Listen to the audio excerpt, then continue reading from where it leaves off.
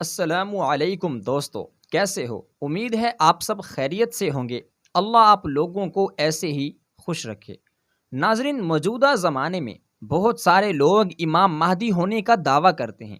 یہ سارے کذاب ہیں، لیکن ہمارے بعض سادہ لوہ مسلمان ان کی باتوں میں آ کر شکوک و شبہات کا شکار ہو جاتے ہیں۔ اس لیے میں نے ایک ناکام سی کوشش کی ہے، اس امید سے کہ آپ کو اس سے ضرور فائدہ حاصل ہو۔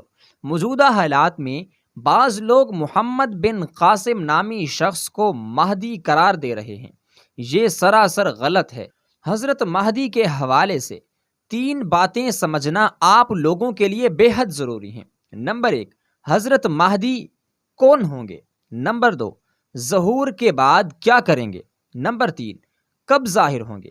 ان کو اگر سمجھ لیا جائے تو اس موضوع سے متعلق ہماری بہت سی کوتاہیاں، ہماری بہت سی غلط فہمیاں ختم ہو سکتی ہیں، دور ہو سکتی ہیں۔ آج تک اس حوالے سے جو گمراہیاں پھیلائی گئیں یا جو غفلت برتی گئی، ان کی گنجائش بھی نہیں رہتی۔ پہلی بات، حضرت مہدی کون ہوں گے؟ سب سے پہلا سوال یہ ہے کہ حضرت مہدی کون ہوں گے؟ اس سوال کا جواب 2 طرح سے دیا جا سکتا ہے۔ نمبر 1، حضرت مہدی کا غائبانہ تعارف۔ حضرت کا غائبانہ تعارف تو متعین ہے کہ وہ حسنی سادات میں سے ہوں گے۔ ان کا نام نامی محمد یا احمد اور والد کا نام عبداللہ ہوگا۔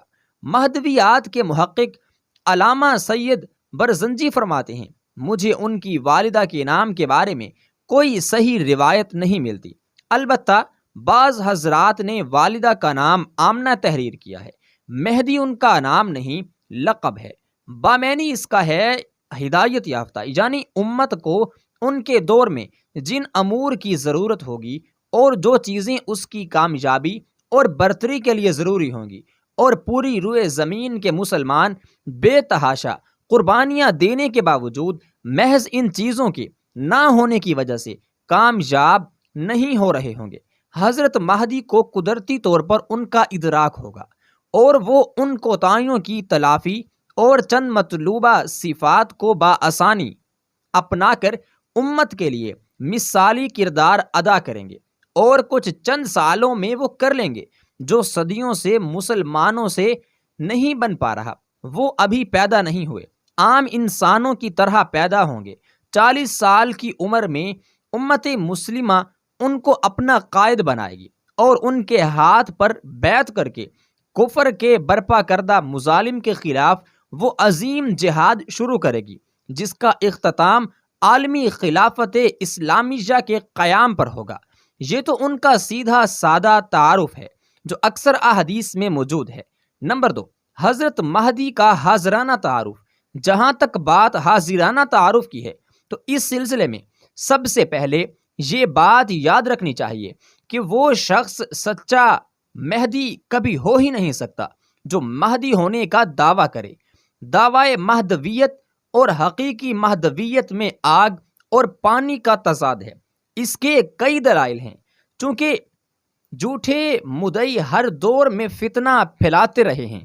ہمارے زمانے میں بھی اس روحانی منصب پر فائز ہو کر دنیاوی مفادات بٹورنے والوں کی کمی نہیں۔ یہ سلسلہ مزید آگے بڑھانے سے پہلے یہاں ایک بہت بڑے عالم دین کی حضرت امام مہدی سے محبت کا واقعہ اور شوق جہاد کا ذکر کرنا ضروری سمجھتا ہوں۔ پہلے یہ واقعہ آپ سن لیں۔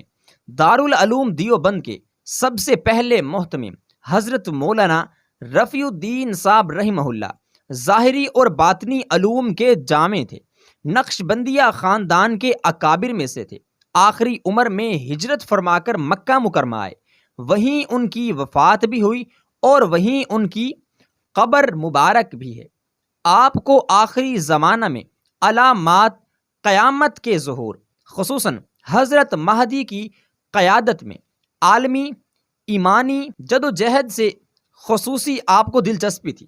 حضرت مہدی کا ظہور مکہ مکرمہ میں ہونا تھا۔ دوسری طرف انہیں یہ حدیث معلوم ہوتی ہے کہ نبی کریم صلی اللہ علیہ وآلہ وسلم نے شیبی خاندان کو فتح مکے کے موقع پر بیت اللہ کی کنجیاں سپرد کی ہیں، اور بیت اللہ چونکہ قیامت تک باقی رہے گا، اس لیے مکہ میں چاہے سارے خاندان اجڑ جائیں، شیبی کا خاندان قیامت تک باقی رہے گا۔ مولانا رومی رفیع الدین صاحب رحمہ اللہ جب آخری عمر میں آئے اور انہیں شدید اشتیاق تھا کہ حضرت مہدی کے ہاتھ پر بیعت اور ان کی قیادت میں جہاد نصیب ہو جائے، تو ان کو عجیب ترکیب سوچی کہ جب یہ خاندان قیامت تک باقی رہے گا تو لا محالہ ظہور مہدی کے زمانے میں بھی موجود ہوگا۔ حضرت امام مہدی کا ظہور ہوگا اور وہ کعبۃ اللہ کی دیوار سے ٹیک لگائے مسلمانوں کو بیعت کریں گے۔ تب بیت اللہ کی کنجیاں شیبی خاندان کے کسی فرد کے ہاتھ میں ہوں گی۔ اسی کے پیش نظر انہوں نے ایک حمائل شریف اور ایک تلوار لی اور ایک خط حضرت مہدی کے نام لکھا۔ خط کا مضمون یہ ہے: فقیر رفیع الدین دیوبندی مکہ معظمہ میں حاضر ہے اور آپ جہاد کی بیعت کر رہے ہیں۔ ایسے مجاہدین آپ کے ساتھ ہیں جن کو وہ اجر ملے گا جو غزوہ بدر کے مجاہدین کو ملا تھا۔ سو رفیع الدین کی طرف سے یہ حمائل تو آپ کے لیے ہدیہ ہے، اور یہ تلوار کسی مجاہد کو دے دیجئے کہ وہ میری طرف سے جنگ میں شریک ہو جائے اور مجھے وہ اجر مل جائے۔ اور یہ تینوں چیزیں شیبی کے خاندان والوں کے سپرد کی اور ان سے کہا کہ تمہارا خاندان قیامت تک زندہ رہے گا، آباد رہے گا۔ یہ حضرت مہدی کے لیے امانت ہے۔ جب تمہارا انتقال ہو تو تم اپنے قائم مقام کو وصیت کر دینا اور ان سے کہہ دینا کہ وہ اپنے قائم مقام کو وصیت کریں، اور ہر ایک یہ وصیت کرتا جائے یہاں تک کہ یہ امانت حضرت مہدی تک پہنچ جائے۔ آپ کمنٹ باکس میں اپنی رائے کا اظہار ضرور کریں۔ اسے اگلی ویڈیو میں تلاش کروں گا، انشاءاللہ اگلی ویڈیو بھی آپ لوگوں کے سامنے لاؤں گا۔